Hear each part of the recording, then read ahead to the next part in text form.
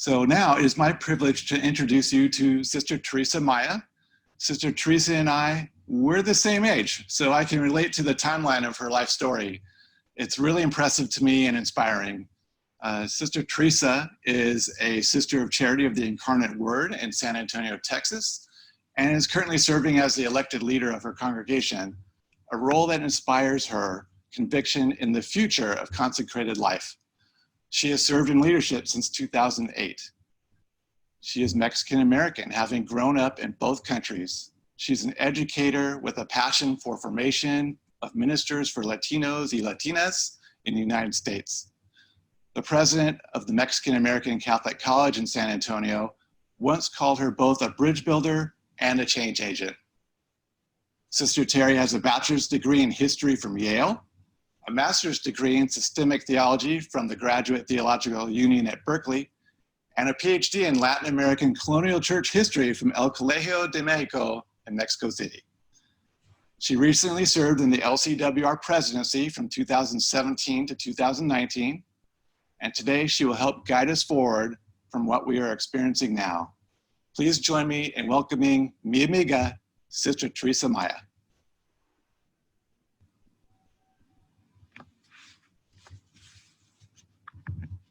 Well, thank you, Rob, for that introduction, and amigo, thank you for this invitation. First of all, I want to thank the Communications for Women Religious, the communicators, for inviting me to do this. It's a little bit strange talking to the screen and not seeing you all in person, but I am, and I want to really express my gratitude for what you do for women religious, not just in the United States, but beyond, because so much of what you do is helping communities in so many places.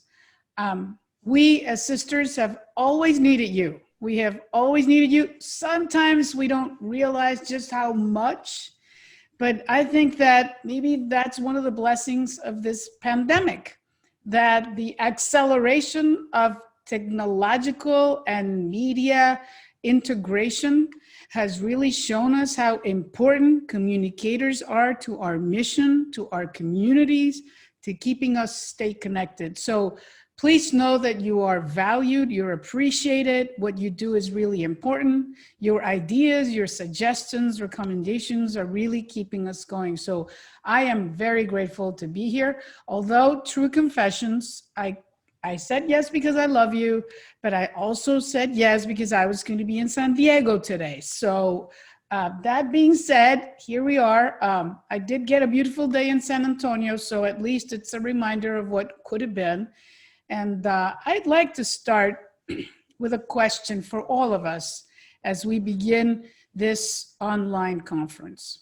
And the question is, where are we in light of what has happened in the last 6 months, 6 days, or 60 hours?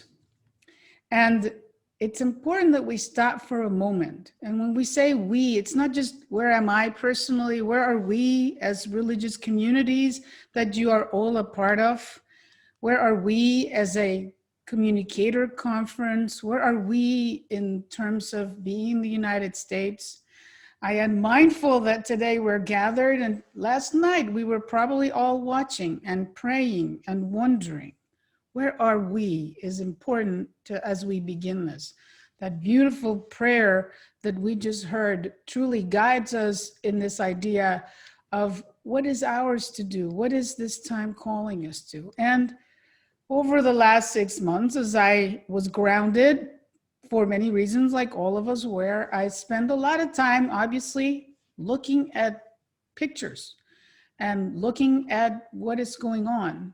And I think it's important that we begin being mindful of what is happening around us, what we've been dealing with, what we've been facing. And I appreciate a sister of mine that said, you know, Tere, when I cannot pray, I pray with images. I pray with pictures. And so today I want us to just reflect on this moment we have been called to live through some images, some of my images first. And I'm mindful of what's going on in California, especially because we were supposed to be there. And I think those fires are telling stories that we will have to be aware of as we move forward. I am mindful of that ash cloud that we saw in the news after what happened. I think we need to be mindful of all of the different movements that are around us, around issues with racial equity, the complexity of that conversation, the difficulty of having some honest conversation, the pain of learning things from this side or the other. Also, last week, Time Magazine published this cover reminding us that 200,000 lives or more now have been lost in the United States. This week, we crossed the 1 million lives lost in the world. This is not your usual crises, and we know it. What does it mean to us as communicators? What does it mean to us as religious institutes? Then, of course, we had the passing of RBG, and I spent most of the weekend just looking at the images of people coming to the Supreme Court to pay their respects, to place a candle, a flower, and what she meant to women in this country. And as communicators for women religious, what does this mean? Then, of course, our planet is claiming our attention. The fact that we are in the Greek letters of the alphabet in this hurricane season is no small thing. So what is it that we are called to do and be at this time, and to do and be together? I think it's important that we're mindful of this. What has this pandemic meant to all of us? And so those are my images from the last 6 months. I, in fact, started paying attention to a lot of these images maybe 2 years ago. One disaster after another, one thing after another. And I kept saying, it can't possibly get any worse. And it did. And it can't possibly get any worse. And one more thing after another. And yet, many of my older sisters kept telling me, oh, Tere, things have always happened. Oh, we've lived through worse things. Oh, this isn't like this isn't like that. And I have a feeling that we might be starting to shift our thinking. I have a feeling we're finally listening to Pope Francis, who's claiming and has been saying for a while, we are in the threshold of a change of epoch. We're right in the middle of it. What does that mean? What significant moments have you all been experiencing and noticing? And then there are natural disasters. There's increased polarization, not just in politics, but even in our church.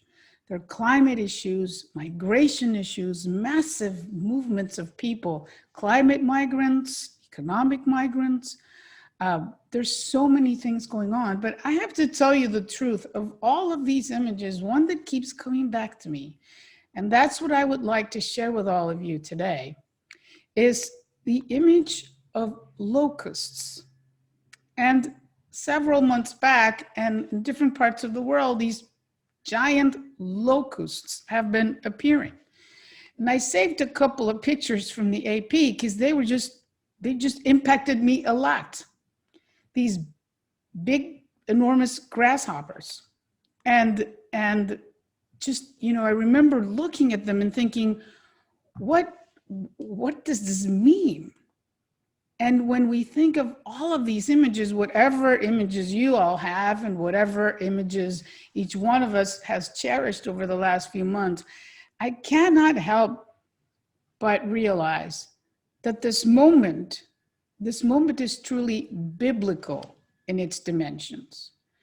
This moment is truly a biblical moment. It's almost like the great flood, and there's Noah, and what is there to do? There's something bigger than we thought happening. And so, yes, there's science, and yes, there's collaboration, but all these images are calling us to ask questions. Why? Why? And what is ours to do, especially if we're a faith-based organization, if we are a religious institute? So we have to ask ourselves the question, why are we here. Whether it's the communicators for women religious, our religious institutes, and what is ours to do. What is ours to do? So I'd like to offer, like many people have shared over the last few months, that this is a time thick for prophecy. A time thick for prophecy.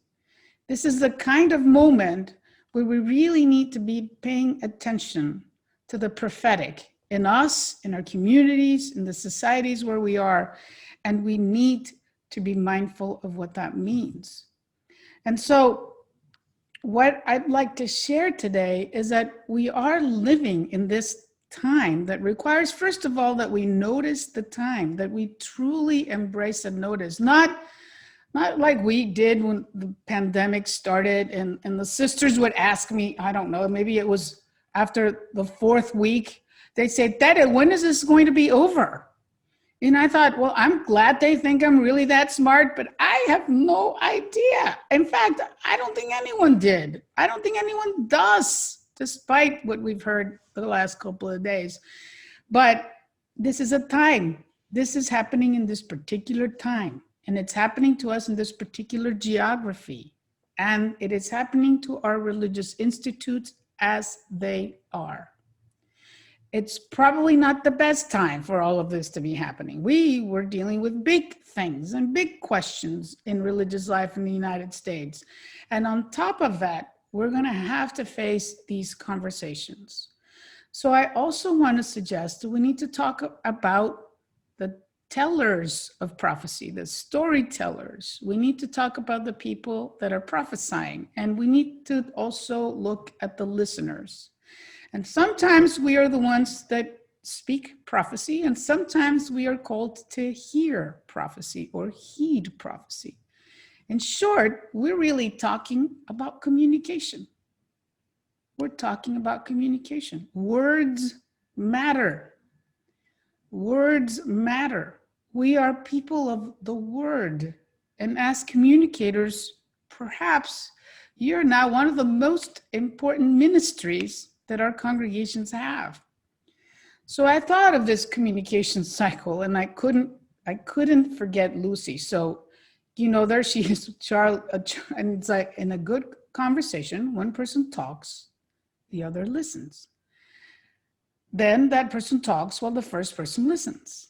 And then there's Lucy. I like talking, I hate listening. Oh, I realized that. Well, I promise you, I chose this before last night. I did not know last night was going to be the way it was, but no matter what, this process of speaking and listening again and again is happening in a particular moment in time. And so I think today my invitation to all of you, as we begin reflecting what it means to be a communicator for women religious, what it means to be part of this team at this time, we have to look at these 3 components: the moment in time we're in, what it means to be a teller of prophecy, and what it means to be a listener of prophecy. And let me start with the prophetic moment we've been called to live, our prophetic moment. And why I want to talk about that first is because we are living in a critical time. We have lived a 6-month interruption. Everything in our planet, schools, travel, business, our own communities. How many of us have not been able to visit some of our sisters in our retirement facilities because they were on lockdown, because they were quarantined, because they're licensed facilities, because we can't visit with them. Religious life was already in this critical time, but our communities did not need to add one more item to our conversation. And yet we have to name this as a prophetic moment. I was reminded as I was preparing this of the words of Sister Janet Mock. When she came to talk to LCWR, and I want to underline this, 5 years ago, when she came to talk to us 5 years ago, this is what she told leaders in our communities. Your challenge as leaders is extraordinary. For the times are uncommon, yet not beyond your reach. An imperative for you as leaders is to name with your sisters what God is asking of you today. You receive hints about what that as you ponder your viability as a community, what you can now offer to the world, and what you simply cannot give anymore. You have hard decisions to make, but they must be realistic, for God always dwells in the present reality. I am. Your call as leaders is to take a long, loving look at your reality. And I underlined this part of Janet's presentation. You receive hints about that as you ponder your viability as a community, what you can offer to the world, and what you cannot simply give anymore. Because as religious institutes, that's where we are. It's not that we don't believe in the future of our life. We do. But we have come to recognize that we are in this great transformative moment that will require a collaboration, that will require a trust in this process beyond anything we've done before. And we've done amazing things. So this time that we already entering, Janet talked to us 5 years ago, was made or was accelerated by this pandemic. And it is critical that we recognize what that means. And I think it's important that as far as this time is concerned, that we move as religious institutes out of our forecast culture. And by that, I mean, we are in this forecast culture in this country. One of the biggest surprises when I moved to the US was learning how important the weather was. Is it going to rain? Is it going to be cold? It's going to be cooler in 3 days. And we're always constantly, obsessively watching the weather. But in our congregational life, we have also been obsessively looking for the future. We're still looking for a crystal ball. What is going to happen in the future? What is the future going to be like? I came to religious life more than 25 years ago. And the sisters were talking about the future. We're trying to figure out what it was going to look like. Yet, how many we're going to be. And especially, I would say we've been future watching for 50 years. We've been obsessed with statistics, with graphics, with trends, with rates, with averages. We've been planning and planning and planning as if forecasting was going to get us where we needed to be. The result, and I really believe this, is our own narrative of diminishment. Our own counting and forecasting has created some of these issues. And so this time we're in, we recognize it as critical. We recognize it as thick for prophecy. This is indeed a crisis that has been brewing for years, and yet we need to begin to look at it differently. I think that is one of the reasons COVID, the pandemics, not just COVID, but also the issues with equity, the issues with climate change, are forcing us to understand that this is a different time. They are accelerating this conversation from the noticing, from all that counting and forecasting, into the doing. The time is now, and we're challenged to begin that. And so I'm reminded of two things. Sister Mary Johnson, who wrote and works with CARA, she's Migrants for Mission, Generations of Catholic Sisters, is always saying, we have to use more sociology to understand religious life today than theology. Probably not at the exclusion of either, but more sociology. And recently I read a book by a sociologist, a Spanish sociologist. It's a book in Spanish, Agonía de las Órdenes Religiosas, The Agony of Religious Orders, Ensayo Sociológico sobre su presencia y el futuro, a sociological essay about their presence and their future.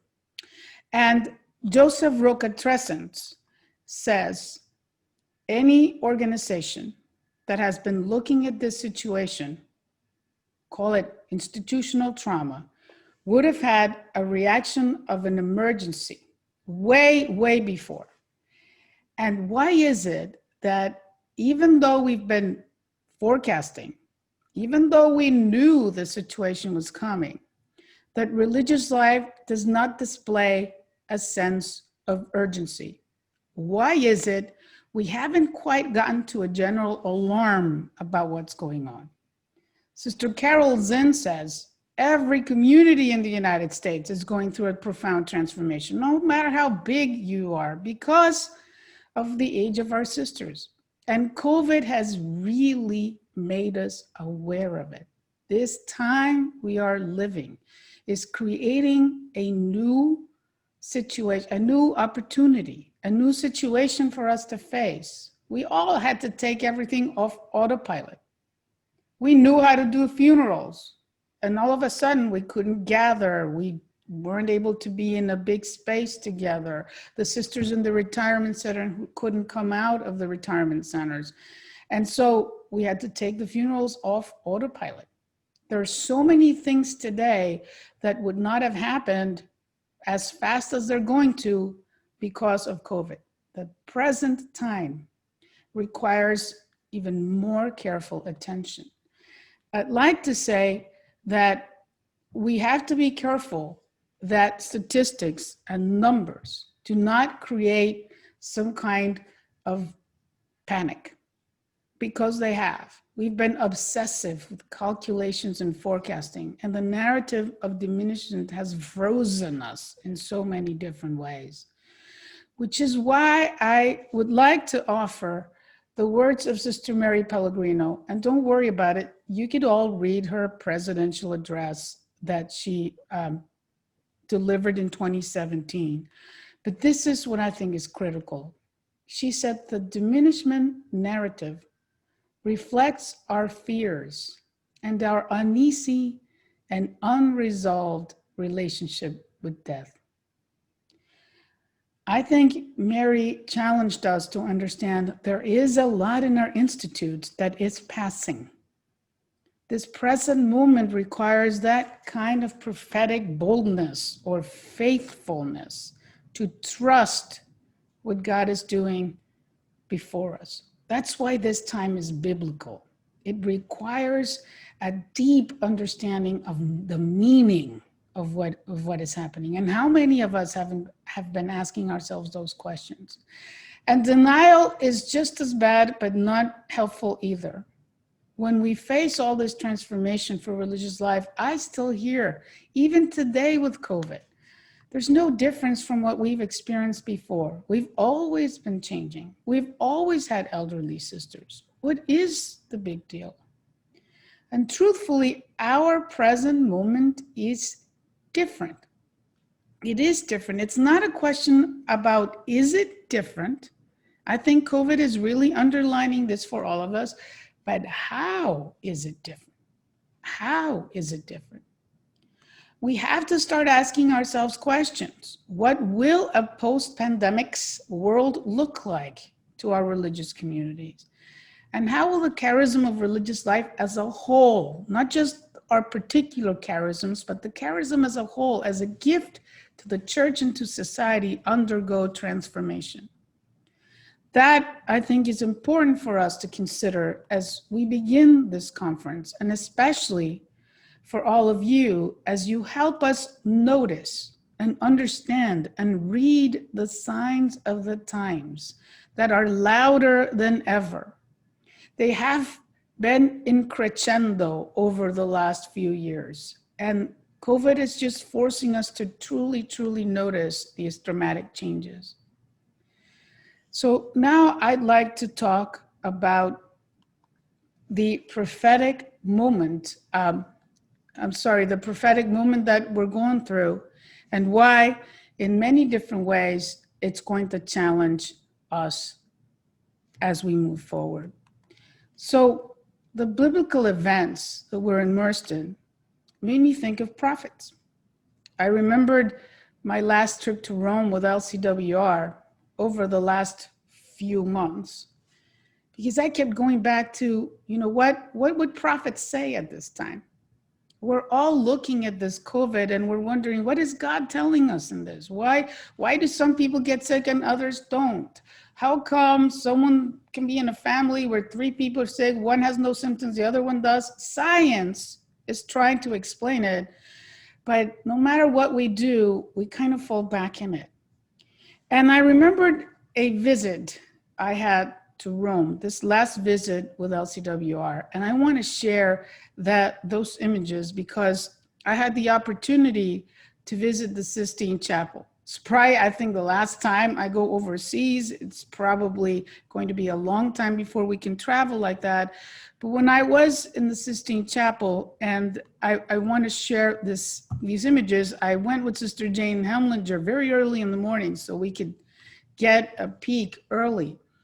And there we were in the Sistine Chapel, and it was just breathtaking. And usually people pay attention to the scene of the Last Judgment. But this particular time, there was an older German couple that was next to me, and they had binoculars. And they let me borrow their binoculars, and I was absolutely fascinated by the ceiling. And as I looked at the ceiling in the Sistine Chapel and all those images, the ones that just kept coming back to me were the images of the prophets and the Sibyls. And I realized when you look at them, they are one of the largest images in the entire Sistine Chapel frescoes. They're really proportionally bigger to everything else. And so I was absolutely enthralled by these images. And I figured, why did Michelangelo paint so many? But not only that, why did he include the Sibyls? The women seers from the pagan world. So he painted Sibyls and prophets. And in the Vatican Museum website, it says these are the men and women that testified to the continuous weight of mankind, humankind, for redemption.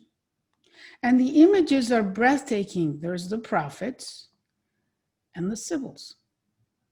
These women of wisdom and knowledge that even before were prophesying that there would be redemption. I was so struck by it that I actually even bought the book and all kinds of other things that came with it. But today, I think we need to understand the prophetic imagination. I was so enthralled by all this the last few months that I actually went back and reread Walter Brueggemann's book. He, in fact, published another book in the last few months about the summons that we are receiving as a result of this COVID movement. I also actually sat down and read Joan Chittister's book, The Time Is Now. Both Brueggemann and Chittister are inviting us to notice that this is a time for critical prophetic witness. This is a time for prophets. What Brueggemann says is that a prophet is not defined by doctrines or wedded to social institutions, but regularly surprises the human community with new meanings, unforeseen possibilities, and unconscious truths that the prophet's voice in God's name. At the beginning of Joan Chittister's book, she has this little exchange. How do we get out of the swamp we're in? Answer, by confronting it. Response, how? Answer, truthfully. Response, but what will it take? Answer, a model, a vision, a commitment, courage, and what is needed to fix this model world? Answer, you. I think one of the critical things that I learned from remembering the prophets that Michelangelo wrote, from Brueggemann, from Chittister and others, is that the prophets speak, verbalize the whole truth, name the moment. I believe religious institutes today are particularly charged with naming the moment, with pointing out to the whole truth, not just bits and pieces of it, to the truth as we can see it or grasp it to the level that we can. And that's where communicators are so important. To name this moment, to speak of a God that is in the present, that is coming, but that is with us. And that's the question that's kept coming up for me. And then I realized something as I was praying with all of this. Been having the prophets been talking for years. Haven't we heard Pope Francis talk about climate change? We're celebrating 5 years of Laudato Si. In fact, we're watching this news cycle over and over again. We've probably heard all kinds of experts that have said that the pandemic was foretold. All these experts knew it was coming. I'm reminded in our own university that we've had public health experts saying it's just a matter of time. It's just a matter of time.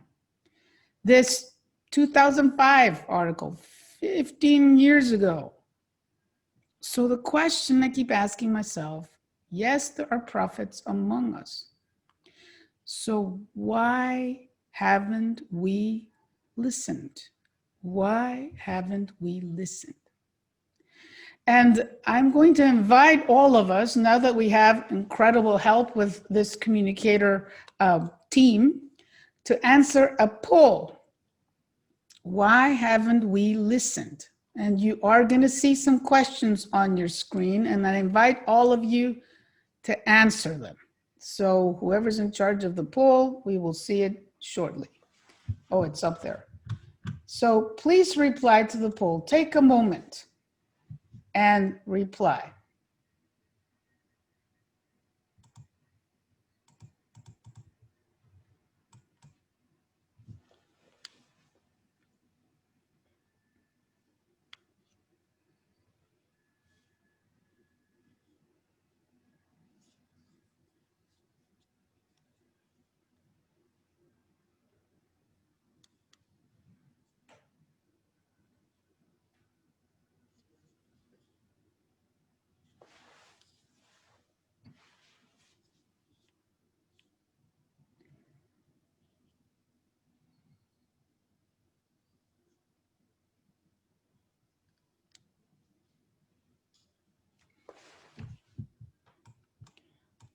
Okay, I see that we still have votes coming in.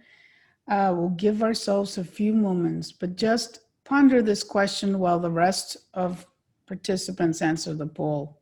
Why haven't we listened? We, the big we, the little we, our own institutes, our friends and family, ourselves, why haven't we listened? And now we can see the results.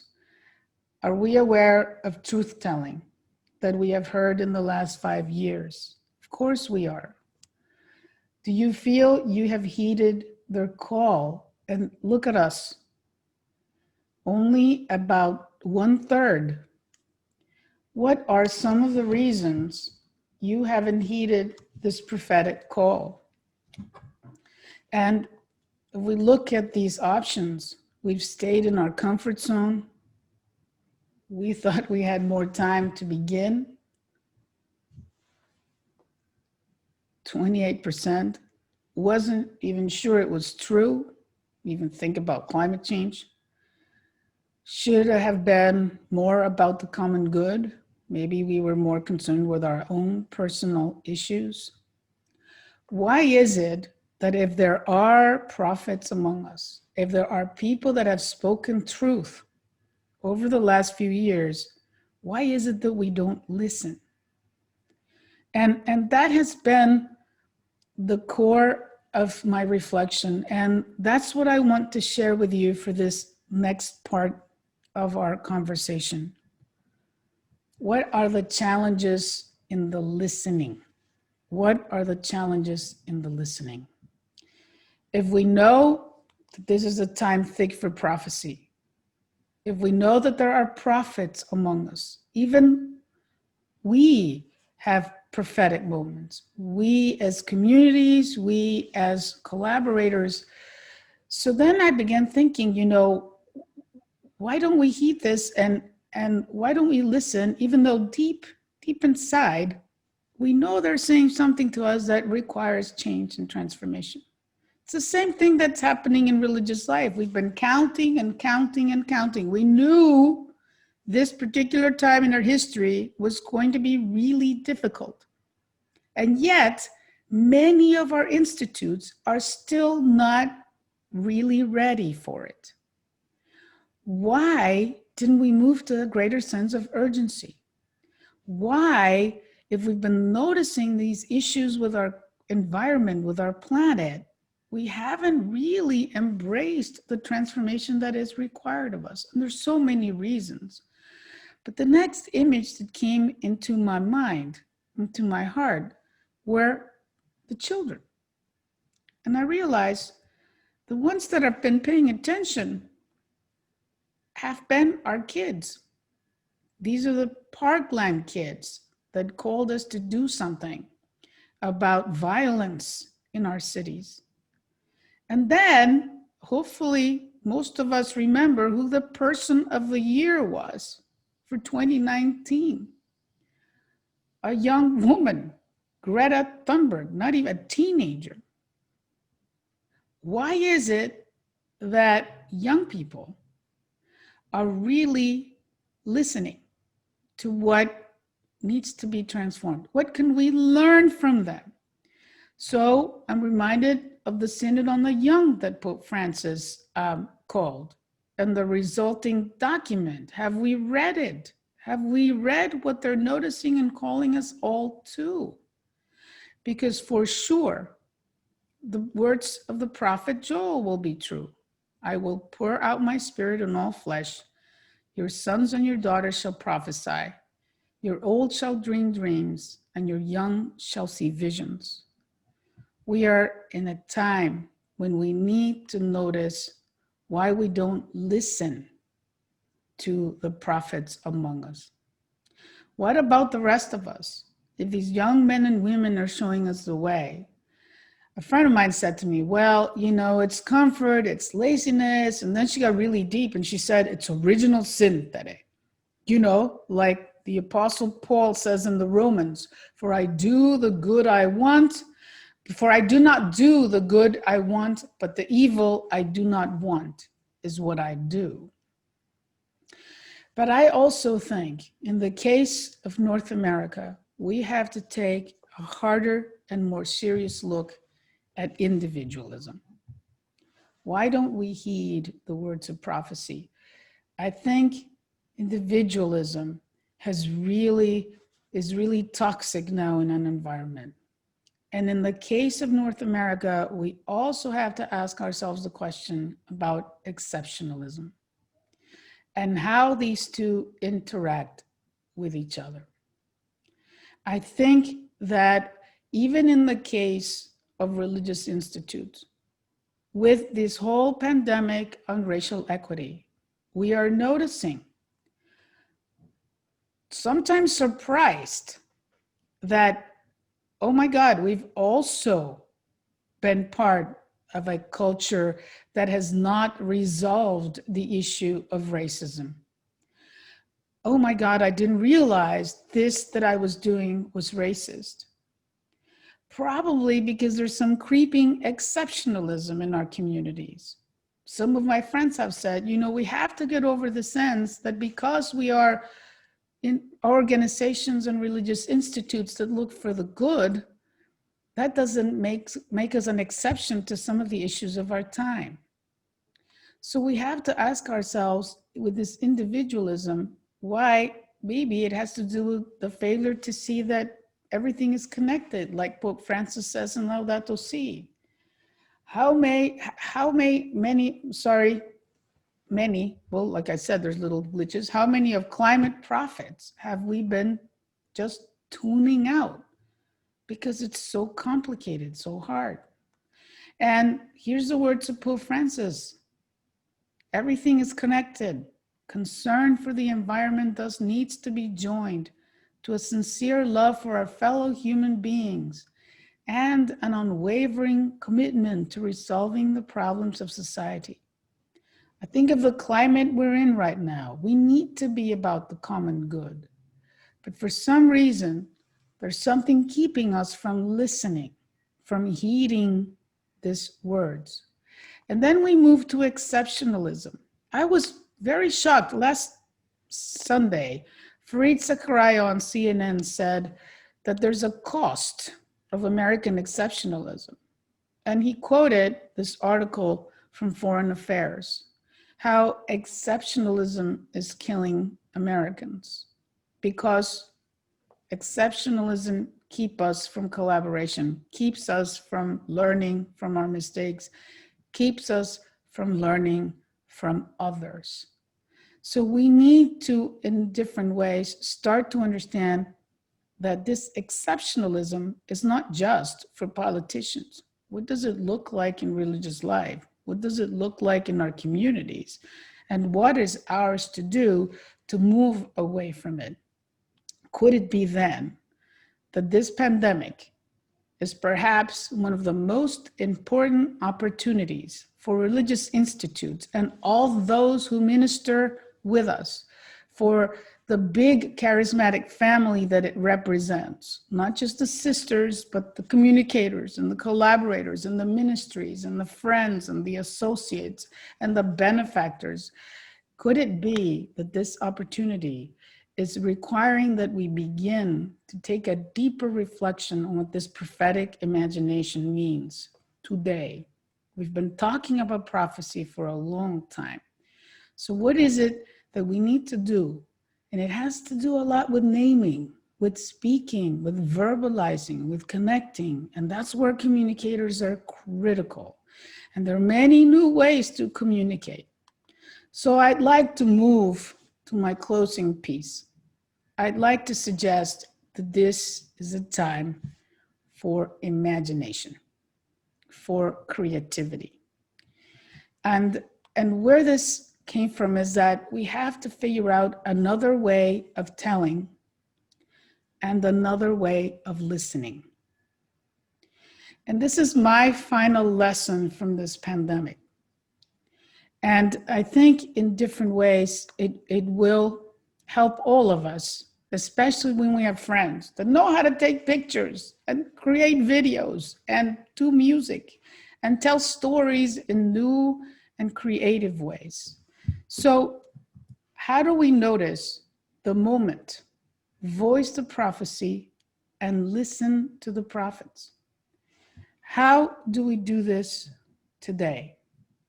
And how can you, as communicators, help all of us, our institutes, our missions, move in that direction? I'd like to offer, in this final piece, some images that came to mind as I was thinking about why imagination, art, creativity, that way of voicing the deeper longings of the human spirit is critical at this time. First, I began to notice all these choirs that appeared online. And I really love this one. You'll never walk alone with like 360 people singing. And when I learned what it takes to produce one of these, I was very impressed. It takes a really good team of communicators and sound people and engineers and technology. And we've had those choirs in English and we've had them in Spanish. And what art has done during this time of pandemic, even for children, the BBC had this drawing thing with kids around the world, and how creativity emerged all over the world in terms of how to face and cope with this time of pandemic. And even the humor that began to appear for all of us. And here's the Arctic Circle. Do you think the COVID pandemic has taught us anything? It's taught me plenty. How to properly wash my hands. Well, that's a big deal because now maybe we're not going to get the flu. Or this one, this is one of my favorite from the New Yorker. It's hell. And it says it's new. We placed them in an endless video conference with everyone they couldn't stand in life. Or another one, this is a Zoom fatigue syndrome support group. But even as we face the issues with Black Lives Matter, we started to see artwork appear. I was very taken by this artist, George McCalman, who started to paint his reaction to his friends who were non-Black being surprised about how prevalent racism is in society. And he created art to be able to talk about it. Or Nicholas Smith in humanizing and giving us a different side of the victims of the pandemic of violence and racism in this country. There is another way to prophesy. And I think that the imagination, music, art, poetry are critical at this time, because they're going to allow us to hear and to listen at a deeper level. And they are very, very important if we are going to cross this threshold that COVID is forcing us through. We've been standing at the threshold. We've been, all right, we're kind of ready. We're going, all right, we know it's time for this big transformation. In our case, it's time to sell this or that property, or maybe it's time to look really hardly at our mother house, or maybe it's time to really withdraw from this place, whatever. We've been looking at it. We've been forecasting it. We know, we've been hearing the prophets, not sometimes totally, but we know they're speaking truth. We know why we don't heed it. But it's time, it's pushing us over. It's God's way to really make us move through it. But if without art, without words that speak meaning, we won't be able to do it together. So I end with this question for all of you in this communicator network. How do we turn the pandemics we are living through into an opportunity for transformation with creativity and imagination? And in a normal environment, I would have invited us to table conversation. I would have invited us to have a little buzz at the table. But maybe we can buzz in the Q&A section on the Zoom and really learn how to use it and type just something. How do we turn the pandemics we are living through into an opportunity? So as I bring this to a close, I'd invite all of you to just respond. One or two things. How would you as a communicator turn this moment into an opportunity?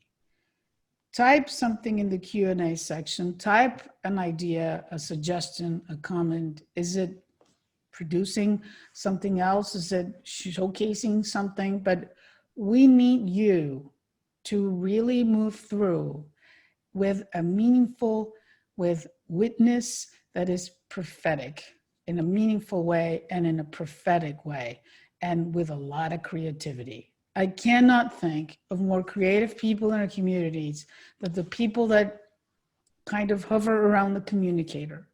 Even sisters and friends, you all have a gift that we need at this critical time. So type in there before we finish and just imagine, how do we turn the pandemics we are living through into an opportunity for transformation with creativity and imagination?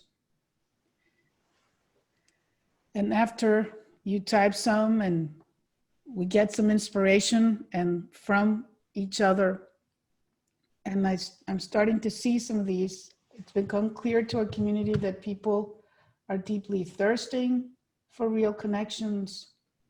Yes, not in the chat, in the Q&A, everyone. Telling stories that show kinship, absolutely. We're able to share more of our sisters' home life now through videos, sisters cooking. Hopefully their cooking has improved in the last few months, or sewing at home. We can really embrace the prophecy of the universe story. there's so many ways that we could do this, and that we have been learning to do this as we move forward. So type in the Q&A section and share with one another these ideas. One of the blessings of the pandemic is that the technology connects us, and we can collaborate more than ever before. And you communicators are going to help us do that. So thank you for who you are. Thank you for what you do. And thank you for keeping us connected at this critical time when all these pandemics are becoming an opportunity for our religious institutes. So thank you all. Thank you for the invitation. May God bless you. Be assured of my prayers, support, encouragement, enthusiasm, porras, as we say in Spanish. And thank you for this invitation to share with you today. God bless you all, and may God bless your ministry. Amen.